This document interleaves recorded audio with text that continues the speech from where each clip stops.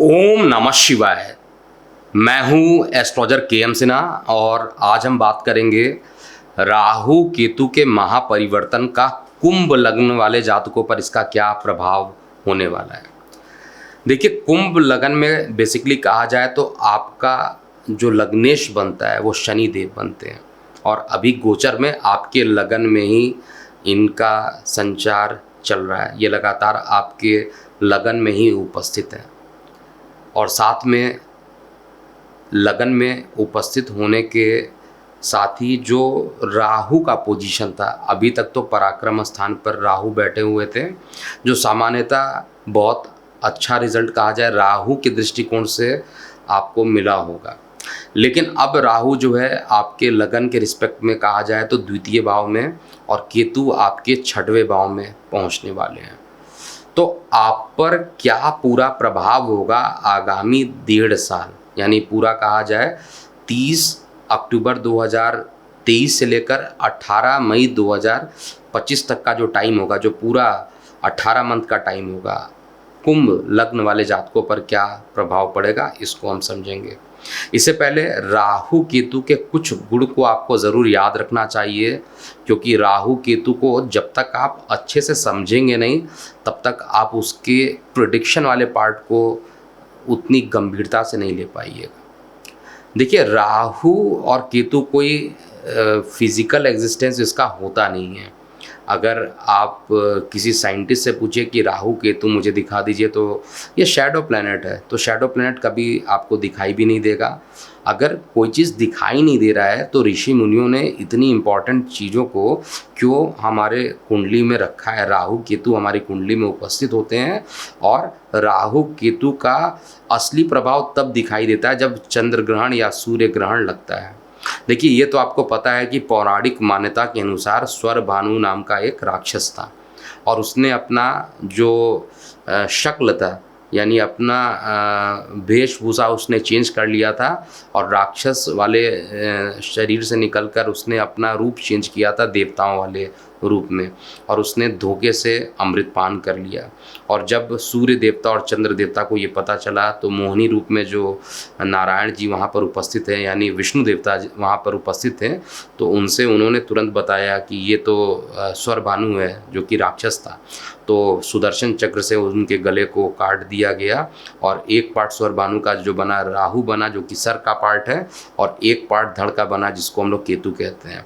तो राहु जो होता है वो एक्चुअली में कहा जाए, क्योंकि उसके पास केवल माइंड होता है और जिसके पास माइंड होता है उसके पास शैतानियाँ भी बहुत ज़्यादा होती, क्योंकि ये राक्षसी प्रवृत्ति का है। माइंड हो देवता हो तो वो मैं कहूँगा उस समय कि अच्छे स्वभाव का रिजल्ट देगा, लेकिन जिसका स्वभाव ही राक्षस जैसा हो वो अपने माइंड में निगेटिव चीज़ ज़्यादा लाने का प्रयास करेगा। तो राहु इसीलिए चांडाल भी कहलाता है।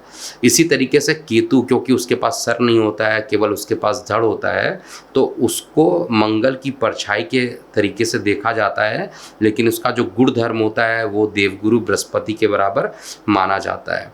राहु केतु को अगर हम एस्ट्रोफिजिक्स के अनुसार देखते हैं, यानी जैसे हम लोग कैलकुलेशन करते हैं प्लानेटरी मूवमेंट का, तो एस्ट्रोफिजिक्स में क्या चीज़ बताया गया है कि ये 2 पॉइंट होते हैं जो कि मून के ऑर्बिट और अर्थ के ऑर्बिट जब दोनों एक जगह पर कट करते हैं, 2 पॉइंट पर जब ये कट करते हैं तो एक पॉइंट आपका नॉर्थ नोड बनता है जिसको हम लोग राहु कहते हैं और एक साउथ नोड बनता है जिसको केतु कहते हैं।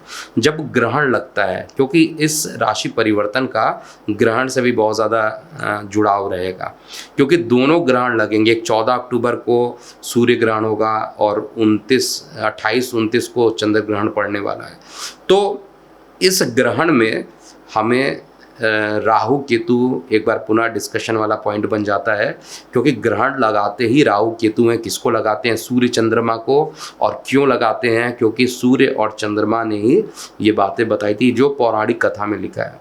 अगर हम इसको वैज्ञानिक तौर से समझने की कोशिश करते हैं तो सोलर इक्लिप्स हो या लूनर इक्लिप्स हो, इनमें से कोई भी ग्रहण हो तभी लगता है ये ग्रहण जब एक लाइन में 5 पॉइंट आ जाते हैं। और ये 5 पॉइंट, क्योंकि जनरली कहा जाता है, अगर आप गूगल पे भी सर्च कीजिएगा तो आपको यही मिलेगा कि जब सूर्य चंद्र पृथ्वी एक रेखा में आएंगे तो ये ग्रहण लगेगा, जब सूर्य पृथ्वी और चंद्र एक रेखा में आएंगे तो दूसरा ग्रहण लगेगा। ये एक बुक में लिखी हुई चीज़ें हैं और आपको ये केवल 3 पॉइंट ही बताया जाता है, लेकिन एक्चुअली में 5 पॉइंट जब तक एक लाइन में नहीं रहेंगे तब तक ग्रहण लग ही नहीं सकता है। और ये 5 में से 3 पॉइंट तो सूर्य चंद्र और पृथ्वी हो गए, बाकी जो 2 पॉइंट है उसमें एक साउथ नोड और एक नॉर्थ नोड बन जाता है, एक राहु और एक केतु बन जाता है। जब तक ये 5 पॉइंट एक लाइन में नहीं होंगे तब तक ग्रहण लग ही नहीं सकता है, क्योंकि हर 15 दिन में देखा जाए तो लगभग सन, मून और अर्थ एक लाइन में लगभग पहुंच जाते हैं। पूरे तरीके से तो नहीं होते हैं लेकिन लगभग पहुंच जाते हैं। और हमारा अर्थ का ऑर्बिट और मून का ऑर्बिट 5 डिग्री से इंक्लाइंड होता है, इसलिए धीरे धीरे इनका इंक्लाइनेशन ऐसा होता है, जब ये 5 पॉइंट एक लाइन में होते हैं ग्रहण लगता है। और वहीं से समझ में आता है कि राहु केतु को ऋषि मुनियों ने क्यों इंपॉर्टेंस रखा था। अगर हम साइंटिस्ट के रूप में देखा जाए तो जिस चीज़ का एग्जिस्टेंस नहीं है उसके बारे में हम उसका कोई भी प्रेडिक्शन लिख नहीं सकते हैं, लेकिन हमारे ऋषि मुनि बहुत बड़े ज्ञाता थे, उन्होंने पौराणिक कथाओं को भी साथ में लिया और साथ में इसको पूरे तरीके से साइंटिफिकली प्रूव भी किया कि इन शैडो ग्रहों का हम पर असर होता है। और ये जब मैं पर्सनली कुंडली देखता हूँ या बहुत सारे केस स्टडी एनालिसिस करता हूँ, वहाँ पर मुझे साफ दिखाई देता है किस गंभीरता के साथ हमारे ऋषि मुनि ने इनके बारे में लिखा है। अब हम राहु केतु से संबंधित कुछ पॉइंट को भी आपको नोट करना चाहिए। देखिए, राहु केतु क्या होते हैं, राहु जिस भाव में जाते हैं उस भाव का फल बहुत तेजी से बढ़ा देते हैं। द्वितीय भाव में जाएंगे तो धन का फल बढ़ाने की कोशिश करेंगे, पराक्रम में जाएंगे तो जल्दी से जल्दी नेम फेम बढ़ाने की कोशिश करेंगे, चतुर्थ भाव में आएंगे तो जल्दी से जल्दी भूमि से रिलेटेड रिजल्ट देंगे। अब ये रिजल्ट पॉजिटिव भी हो सकता है, निगेटिव भी हो सकता है। कई बार ये पॉजिटिव होता है, कई बार निगेटिव होता है। सामान्यतः कहा जाए तो कोई भी लगन हो तो तृतीय, छठवें, दशम और एकादश भाव में इनका रिजल्ट जो होता है बहुत ही शानदार देखने को मिलता है। लेकिन इनके जो रिजल्ट होते हैं, अगर मैं बात करता हूँ, राहु जिस भाव में जाएंगे उसके गुण को जल्दी से बढ़ाने की कोशिश करेंगे, चाहे वो पॉजिटिव गुण हो चाहे वो निगेटिव गुण हो, दोनों ही गुण को बढ़ाने की कोशिश करेंगे। साथ में राहु केतु से संबंधित, राहु के संबंधित कुछ बातों को और भी याद रखना चाहिए। राहु राजनीति का कारक होता है। राजनीति का कारक इसलिए होता है क्योंकि राजनीति में लोग देखिए किस तरीके से बातों को बदल देते हैं, अपने रूप को बदल देते हैं। तो जो स्वर भानु राक्षस था वो भी तो अपने रूप को चेंज किया था, इसलिए राजनीति के लिए राहु का यूज़ ज़रूर किया जाता है। राजनीति के कारक होते हैं शेयर, सट्टा, लॉटरी, क्योंकि अकस्मात धन देते हैं, अकस्मात चीज़ों को पॉजिटिव या निगेटिव बना देते हैं। तो राहु का मैंने वही चीज़ बताया कि पॉजिटिव भी रिजल्ट दे सकते हैं, निगेटिव भी दे सकते हैं। लेकिन राहु इस कुंभ लग्न वाले जातकों में देखा जाए तो आपके लगन के सापेक्ष में द्वितीय भाव में जा रहे हैं। राहु आपके लगन के सापेक्ष में द्वितीय भाव में जा रहे हैं। द्वितीय भाव क्या होता है, सेकंड हाउस क्या होता है? जो द्वितीय भाव होता है कुंडली का, उसमें एक प्रकार से देखा जाए तो आपके धन का भाव है, आपके परिवार का भाव है। और राहु जब द्वितीय भाव में बैठ जाता तो आदमी को खूब झूठ बुलवाता है। इसलिए जितने भी कुंभ लगन वाले जातक हैं उनके अंदर झूठ बोलने की जो प्रवृत्ति है वो थोड़ी बढ़ सकती है। राहु क्योंकि धन स्थान पर बैठा हुआ है, धन स्थान पर बैठने से ये धन की हानि भी करता है, धन का संचार जल्दी नहीं होने देता है। तो फंड्स की प्रॉब्लम होना, परिवार से अलगाव करने की भी कोशिश करता है, लेकिन आपको ट्रेडिंग रिलेटेड चीज़ों में ज़्यादा इन्वॉल्व करके बहुत नुकसान करा देता है। जो लोग शेयर मार्केट में या शेयर, सट्टा, लॉटरी इत्यादि में इन्वॉल्व होना चाहते हैं और वो कुंभ लगन के हैं तो उनको बहुत तगड़ी हानि हो सकती है। अगर आप इस वीडियो को नहीं ध्यान देते हैं तो आपको बहुत तगड़ी हानि भी ये राहु द्वितीय भाव में बैठकर ज़रूर करेंगे। द्वितीय भाव का राहु जो होता है धन हानि कराता है और आंखों से संबंधित परेशानी भी ये डेवलप कराता है। तो ये सारी परेशानियां जो होंगी राहु के कारण एक एक करके आपको दिखाई भी देंगी। तो राहु का जो पूरा यूज़ है सेकंड हाउस में धन की प्राप्ति के लिए आपको भ्रमित करेगा। धन, ज़्यादा धन चाहिए, इस चक्कर में जो है आप शॉर्टकट तरीके से पैसा कमाने की कोशिश करेंगे और शॉर्टकट तरीके से पैसा कमाने के बाद आप पैसे को गंवाएंगे, बचा नहीं पाएंगे। यहाँ पर बैठकर राहु आपके दशम स्थान को भी देखेगा तो राजनीति में तो निपुण बना देगा। राजनीति के लिए तो अच्छा है, कार्य व्यवसाय के लिए अच्छा है। कार्य व्यवसाय जो नहीं चल रहे थे वो चलने लगेंगे, उसमें कोई दिक्कत मुझे नहीं दिखाई दे रही है। ऑफिस वर्क आप आपका अच्छा रहेगा, प्रमोशन भी करा देंगे, लेकिन धन आपके पास आएगा वो धन संचित नहीं कर पाइएगा। आपके पास बहुत सारे फंड्स आएंगे लेकिन उस फंड को आप कैप्चर नहीं कर पाइएगा, उसको कहीं पर सेविंग के तरीके से नहीं यूज़ कर पाइएगा। अगर आप इन्वेस्टमेंट करते हैं उस पैसे को तो वो फाइनली लॉस में कन्वर्ट हो जाएगा, और अगर आप शेयर मार्केट में चले गए तो सारा पैसा नुकसान हो सकता है। तो यहाँ पर फंड्स की बात की जा रही है, संचित धन की बात किया जा रहा है। तो कर्म स्थान को लेकर तो अच्छा है, लेकिन संचित धन को लेकर बहुत अच्छे रिजल्ट राहु देवता यहाँ पर नहीं देंगे। राहु का द्वितीय भाव में बैठना राजनीतिक सफलता तो देता ही है, साथ में आपको आपके रोग ऋण शत्रु को अकस्मात ये बढ़ा भी सकता है, इसलिए हेल्थ इश्यूज़ बहुत सारे हो सकते हैं। और अगर हेल्थ इशू ज़्यादा हो जाए तो आपको अभी से ही उसके प्रिकॉशंस को रखना चाहिए। विशेष रूप से जब तक बृहस्पति देव का राशि परिवर्तन नहीं हो रहा है तब तक आपको बेहद सावधानी रखना चाहिए, जो कि 1 मई 2024 को राशि परिवर्तन करके आपके वर्तमान स्थान से सुख स्थान पे चले जाएंगे। और आपके लग्नेश का बृहस्पति के साथ उदासीन स्वभाव होता है, चतुर्थ भाव में बृहस्पति वैसे भी वो अच्छा ही परिणाम देंगे, बहुत ख़राब रिजल्ट नहीं देंगे। भले ही अपने शत्रु शुक्र की राशि में जा रहे हैं लेकिन फिर भी आपके लिए जो कॉम्बिनेशन बनेगा वो अच्छा बनेगा। तो राहु केवल धन की हानि कराने के लिए सफिशिएंट है, बाकी पैसे भी ले आ देगा, लीगल मामले में भी सफलता देगा, लेकिन हेल्थ से रिलेटेड इशू हो जाए, हेल्थ को लेकर किसी प्रकार का धन खर्च करा दे तो भी कोई डाउट नहीं होगा। या ट्रेडिंग से रिलेटेड आपने कुछ पैसा लगाया, इन्वेस्टमेंट में लगाया और वो पैसे का फ्रॉड हो गया या कुछ ऐसी परेशानी हो गई, तो बहुत सोच समझकर फंड्स में आपको इन्वेस्टमेंट करना चाहिए। अगर आप सोच समझकर काम नहीं करेंगे तो फिर बहुत बड़ा नुकसान फंड्स को लेकर यहाँ पर राहु कराने वाले हैं। अब केतु की पोजीशन को देखते हैं। केतु वर्तमान में जब ये राशि परिवर्तन करेंगे तो आपके लगन के सापेक्ष में अष्टम भाव में चले जाएंगे, कन्या राशि में चले जाएंगे। और केतु का यहाँ पर बैठना, क्योंकि अष्टम का केतु कभी भी अच्छा नहीं माना जाता है।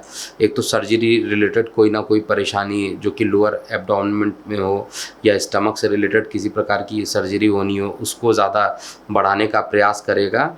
और साथ में जो है जिनको पाइल से रिलेटेड परेशानी है उनके लिए भी काफ़ी ख़राब रिजल्ट, यानी हेल्थ इश्यूज़ तो यहाँ पर केतु लेकर ही आने वाला है, इसमें भी मुझे कोई डाउट नहीं दिखाई दे रहा है। और साथ में जो लोग बाहर जाकर काम करना चाहते हैं उसमें भी कुछ रुकावट या अवरोध उत्पन्न करने की कोशिश केतु करने वाला है। तो केतु का जो पॉजिटिव चीज़ें हैं वो बहुत अच्छी नहीं दिख रही है।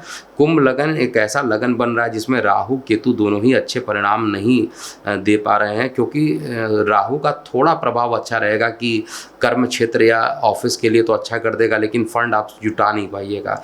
आपको सैलरी भी मिल रही है अच्छी, सब कुछ अच्छा है, लेकिन पैसा आप सेविंग नहीं कर पा रहे हैं, आप भ्रमित हो जा रहे हैं, गलत जगह इन्वेस्टमेंट कर रहे हैं, तो आपके वो पैसे सेव नहीं होंगी और ओवरऑल रिजल्ट खराब मिलेगा।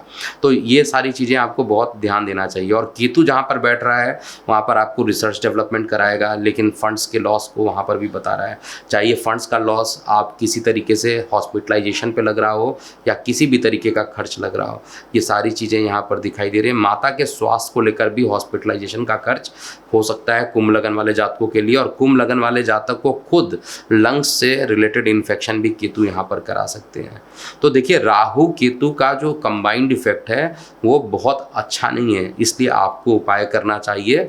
5 टाइप के अनाज को मिलाकर आपको प्रतिदिन पक्षियों को खिलाते रहना चाहिए। ऐसा काम करते हैं तो आपके लिए काफ़ी अच्छा रिजल्ट मिलेगा।